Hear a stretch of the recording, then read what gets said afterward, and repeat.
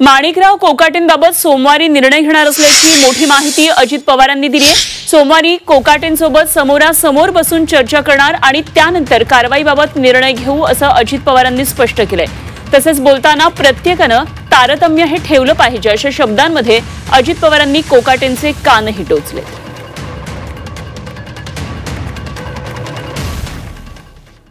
मागे एकदा त्यांच्याकडनं असंच काही गोष्ट घडून गेली, तेव्हाही मी त्याची दखल घेतली होती आणि त्यांना सांगितलेलं होतं की हे असं होता कामा नये। परत दुसऱ्यांदा घडलं, दुसऱ्यांदा पण मी त्यांना जाणीव करून दिली, इजा झाले बिजा झाले, तिजाची वेळ आणू नका।